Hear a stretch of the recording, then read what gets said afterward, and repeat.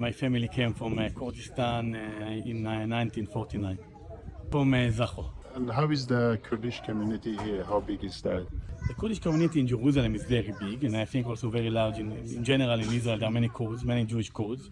What do you think about that? There is Kurds from the other side, I mean the Arab, the Palestinian side. There is Kurds there and you have Kurds there. How is your relationship? Or do you have any relationship with them?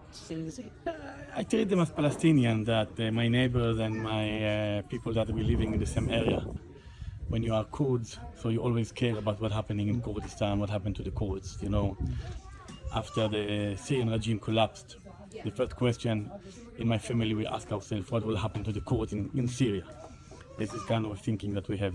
Are you like following the news there? Or no? Because we want to know what happened to the Kurds in Syria. When it was in Iraq and with the Daesh, with ISIS, we followed.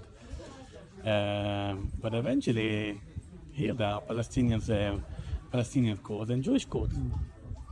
And have you been in Kurdistan? No, unfortunately, no, not yet.